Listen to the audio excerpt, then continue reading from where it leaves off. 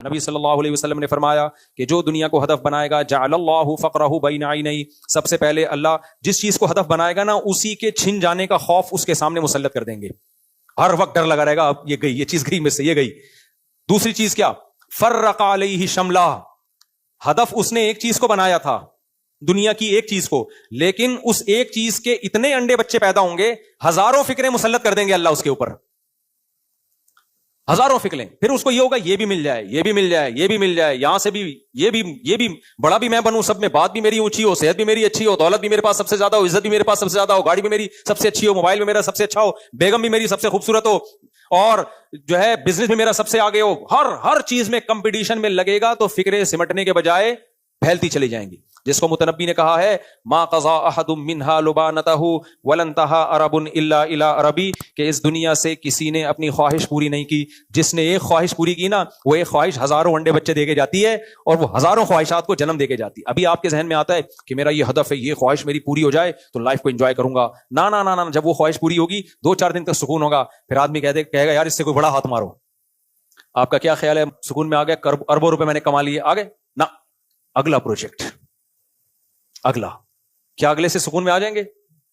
نہیں بھائی، اگلا، پھر اس کے بعد آدمی کا کبھی بھی انسان کا پیٹ نہیں بھرتا میرے بھائی.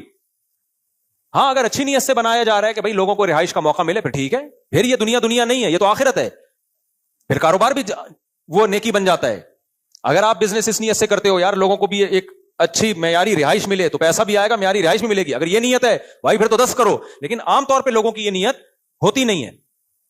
تو نبی صلی اللہ علیہ وسلم نے فرمایا لو کان لابن آدم وادی من ذهب احب ان يكون له وادیان، آپ نے فرمایا کہ اگر ابن آدم کو 2 پہاڑوں کے درمیان سونا بھر کے دے دیا جائے نا تو اس کی خواہش ہوگی کاش اس جیسی 2 وادیاں اور ہو جائیں میرے پاس.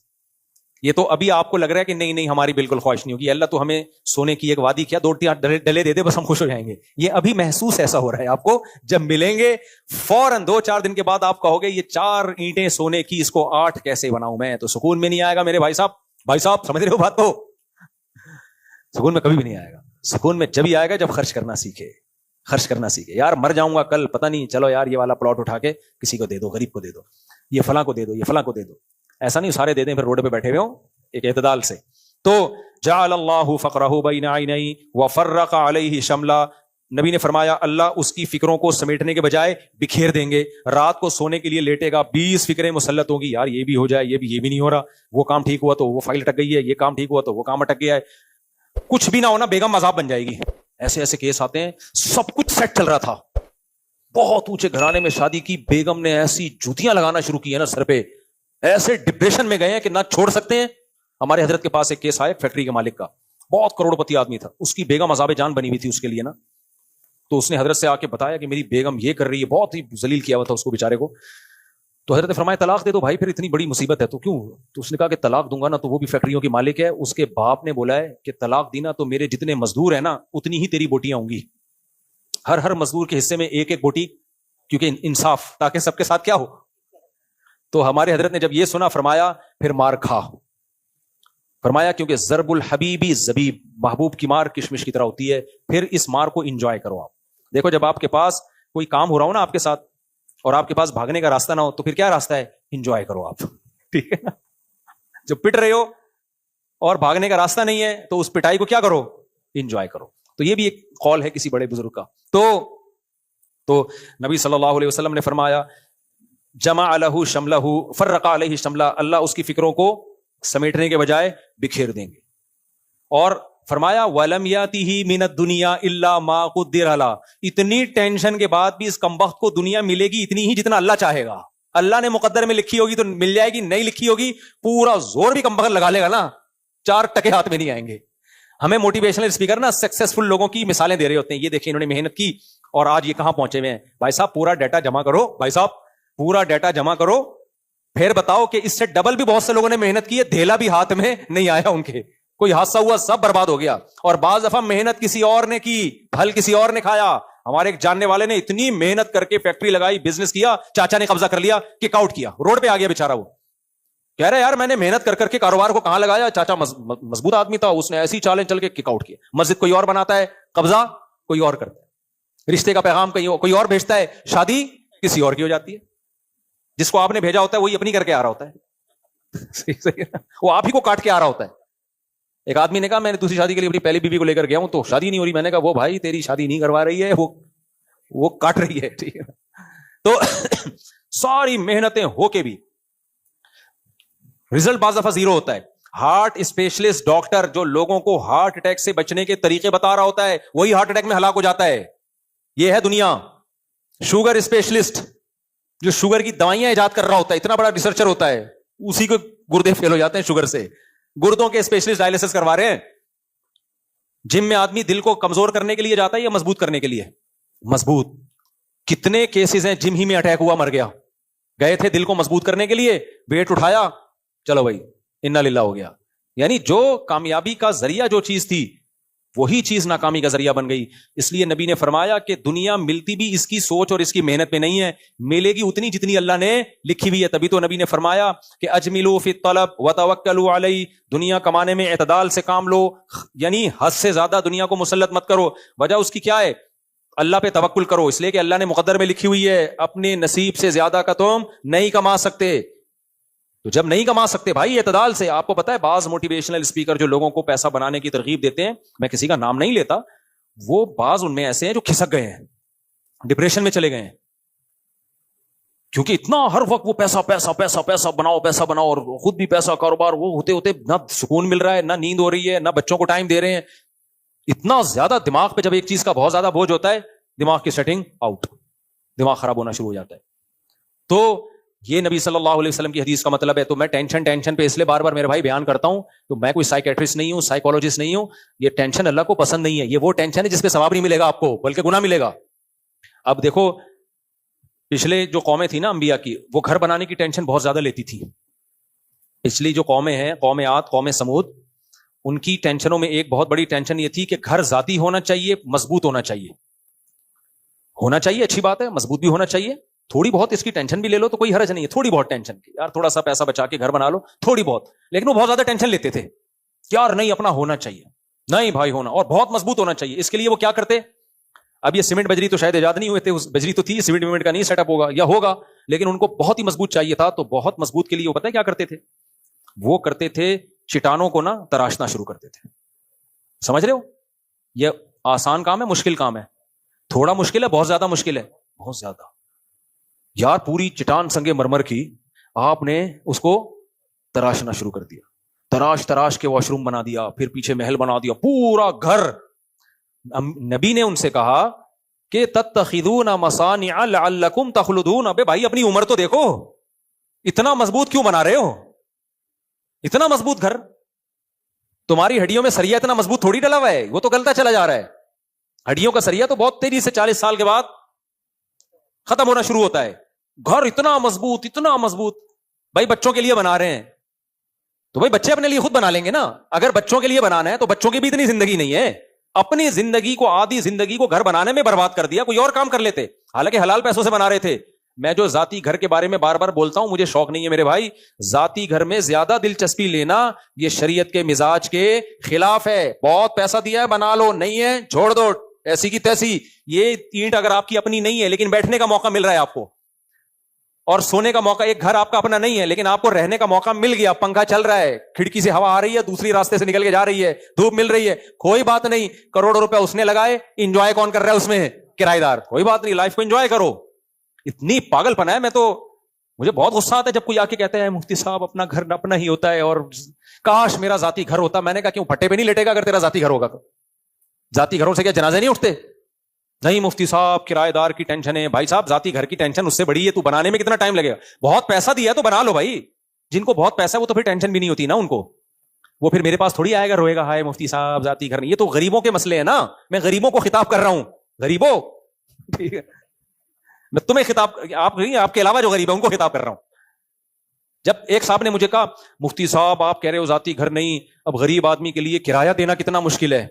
میں نے کہا یار آپ کے مینٹل لیول کو سلام ہے, بیچارے غریب کے لیے کرایہ دینا مشکل ہے, کروڑوں روپے کا ذاتی گھر خریدنا آسان ہے.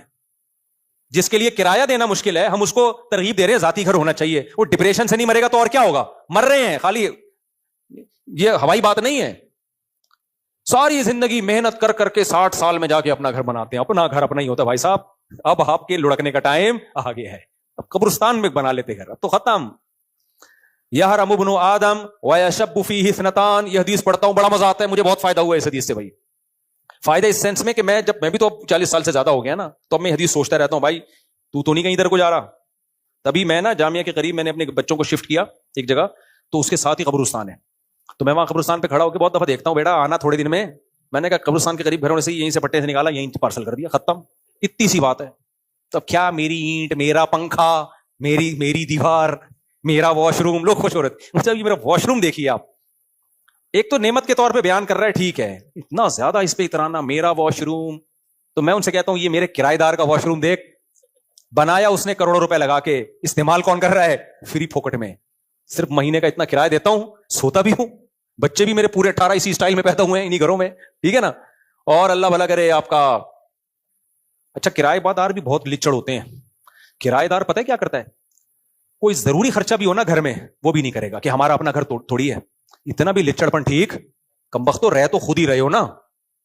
اگر وہ مالک مکان کنجوس ہے, وہ نئی دیوار اکھڑی ہوئی کلر کر رہا, تو 2 ڈبے لا کے یہاں خود ہی کر لے یار. تو بعض لوگوں کے گھروں میں جاؤ, بھنگی خانہ بنا ہوا ہے گھر ان کا. میں کہتا ہوں کیوں نہیں بناتے اس کو, کہتے ہیں ہمارا اپنا گھر تھوڑی ہے. ابے تو 10 سال سے رہ رہا ہے, تو وہ اگر لچڑ ہے تو تو ہی رہا ہے نا. ایک کیل ٹھوک دے یار, یہاں پہ گھڑی لگا دے, کیل کا خرچہ نہیں اٹھائیں گے کہ ہمارا گھر تھوڑی ہے. تو تبھی تو مجھے پھر افسوس ہوتا ہے یار, یہ دنیا مسافر خانہ تھوڑی سمجھ رہے ہیں اس کو. اتنی پیسے سے محبت, پیسہ اصل ہے. تو کسی اور کے گھر پہ بھی اگر آپ پیسہ لگا کے فائدہ خود اٹھا رہے ہو تو لگا دیا کرو, اس میں اتنی ٹینشن مت لیا کرو. کوئی زیادہ ٹینشن کی, وہ اگر وہ لچڑپن دکھا رہا ہے, وہ نہیں کر رہا, تو رہ تو تم ہی رہے ہو نا. تو میں نے اپنے گھروں پہ بہت خرچہ کیا, کرائے پہ رہتے ہوئے خود لگایا, میں نے بہت دفعہ کیا کہ یار وہ نہیں کر رہے تو چلو ہم کر دیتے ہیں, رہنا ہم نہیں ہے. تو پورے ریپیئر کیے میں نے گھر اپنے, حالانکہ کرائے کے گھر ہیں. پھر مالک مکان کو جب ویڈیو بھیجی, مالک مکان بھائی یہ تو تمہیں بڑا لگژری بنا دیا, بڑا تھینک یو. اس کو ڈر تھا ایسا تو نہیں ہے واپسی پہ یہ اتارتے ہوئے لے کے جائیں گے سب چیزیں. اس کو میں نے تسلی دی, نہیں بھائی ایسا نہیں ہے, یہ آپ ہی کا ہے. ہم کو دروازہ کھڑکی یہاں سے نکال کے نہیں لے کے جائیں گے, یہ کھڑکی بھی آپ ہی کی ہے, پکی ٹکی آپ کی ہو گئی. یہ بھی بڑا لچڑ پن ہے نا, 10 سال کے بعد آپ کو گھر خالی کر رہے ہو, کھڑکیاں دروازے میں نے لگائے تھے تو میں لے کے جا رہا ہوں. تو میرے بھائی میں زیادہ شو مارنا مقصد نہیں ہے میرے بھائی, میں بار بار جو ان چیزوں پہ اتنا بیان کرتا ہوں, دنیا کی محبت ختم کرو. اللہ کو دنیا کی محبت, دنیا مردار کی محبت ہے. نبی صلی اللہ علیہ وسلم نے فرمایا, آپ کی دیکھو موٹیویشن کیسی تھی. آپ صلی اللہ علیہ وسلم ایک دفعہ کچرے کے ڈھیر سے گزرے, ایک بکری کا مرا ہوا بچہ پڑا ہوا ہے. نبی نے فرمایا بتاؤ تم میں سے کون اس کو اتنے درہم میں خریدے گا. صحابہ نے کہا یا رسول اللہ یہ تو بدبودار چیز ہے, کون خریدے گا. آپ نے فرمایا اللہ کی نظر میں دنیا کی حیثیت اس سے بھی کم ہے, جس پہ ہم اتنا ڈپریشن اتنی ٹینشن میں جا رہے ہوتے ہیں. اللہ کی نظر میں اتنی بھی ویلیو نہیں ہے. کیوں, ختم ہونے والی ہے. تھوڑے دن میں پھٹے پہ لیٹنا ہے اور اٹھا کے لوگ قبر میں کروٹ کے بل لٹا کے آئیں گے. 3 دن تک کل سویم ویم 2-4 چیزیں ہوں گی, اس کے بعد قصہ ختم. کروڑوں اربوں روپے پھونک دیے, انجوائے کون کرے گا, بعد والے. تو وہ بھی نہیں کرتے, وہ بھی بیچ باشت کے کھا جاتے ہیں. پھر وہ اپنے بچوں کے لیے بنانے کی فکر کرتے ہیں. تو حالانکہ آپ کے ابا نے آپ کے لیے بنایا تھا تو رہ لیتے نا اس میں. اب آپ اپنے بچوں کے لیے بنا رہے ہو, پھر وہ اپنے بچوں کے لیے بنا رہے ہیں. آپ کے لیے کس نے بنایا پھر؟ ایک صاحب نے مجھے کہا نا کہ آپ اپنے ذاتی, بہت پرانی بات ہے 10 سال پہلے کی, آپ اپنا ذاتی گھر کیوں نہیں بناتے. میں نے کہا میری اتنی بچت ہی نہیں ہے کہ میں اتنے ٹینشن لوں, تو میں کھانا پینے میں بہت ہاتھ مجھے محدود کرنا پڑے گا, بچوں کی اسکول کی فیسیں بھی. انہوں نے کہا اپنے بچوں کے لیے ٹینشن لیں. میں نے کہا میرے والد صاحب نے میرے لیے گھر بنایا تھا تاکہ مجھے ٹینشن نہ ہو. اب میں فوراً ٹینشن لینا شروع کر دوں اپنے بچوں کی تو والد صاحب کا مقصد فوت ہو جائے گا. ان کا مقصد تھا مجھے ٹینشن سے بچانا نا. تو میں اپنے بچوں سے زیادہ اپنے والد کے بچوں کی فکر کرتا ہوں. بہت گہری بات ہے, نہیں سمجھ میں آئی. اگر میں اپنے بچوں کی ٹینشن لے کے گھر مسلط کر لوں تو میں ٹینشن میں آ گیا نا, جبکہ میرے والد صاحب مجھے گھر بنا کے گئے تاکہ میں ٹینشن سے نکلوں. تو میں نے کہا میں اپنے بچوں سے زیادہ اپنے والد صاحب کے بچے کی فکر کرتا ہوں. اپنے باپ سے مجھے محبت ہے, میرے باپ کی روح کو تکلیف ہوگی, وہ کہے گا میرے ابا کہیں گے کہ میں نے اتنی ٹینشن لے کے اس کے لیے گھر بنایا تاکہ اس کو ٹینشن نہ ہو, لیکن اس کو تو مجھ سے بھی بڑی ٹینشن ہو گئی, 18 کی ٹینشن ہو گئی اس کو تو, کہ سب کے لیے گھر بنانا ہے. کیا خیال ہے؟ تو ابا کہیں گے میرا پیسہ ضائع ہو گیا نا. میں نے کہا مجھے اپنی نہیں, مجھے اپنے ابا کی بڑی فکر ہے, میں ابا کا پیسہ ضائع نہیں ہونے. بہت مینٹل لیول سے اوپر کی باتیں ہیں, لیکن میرے بھائی پیدا کر لو اپنے اندر دنیا سے. میں دنیا کمانے سے منع کر رہا ہوتا تو پھر آپ کہتے ہیں مفتی صاحب کی باتیں ہماری سمجھ میں نہیں. کمانے سے کوئی نہیں منع کر رہا, دل میں جگہ مت دو. قبرستان جایا کرو, زیارت کیا کرو. جب گھر بناؤ نا, یہ میری ٹائل ہیں, یہ میرا نل کا, قبرستان جاؤ, بولا آنا کہاں ہے, آنا ادھر ہی ہے, تھوڑے دن میں ختم. اس سے وقتی ٹینشن بڑھے گی لیکن بڑی بڑی ٹینشنیں ختم، بڑی بڑی ٹینشنیں ختم. تو حدیث جلدی سے مکمل کر لوں. فرمایا جعل اللہ غناہ فی قلبی جعل اللہ فقرہ بین عینیہ وفرق علیہ شملہ ولم یاتہ من الدنیا الا ما قدر له. فرمایا پوری زور لگا دے گا دنیا کے پیچھے، ملے گی اتنی جتنی اللہ نے مقدر میں لکھی ہوئی ہے. تو اس لیے میں بار بار ٹینشن پہ بیان کرتا ہوں، بار بار، کیونکہ یہ مذہب کا ٹاپک ہے، یہ ڈاکٹروں کا ٹاپک نہیں ہے. اور ٹینشن ختم کرنے کا علاج بھی اسلام کے پاس ہے، سائیکیٹرسٹ اور سائیکولوجسٹ کے پاس نہیں ہے.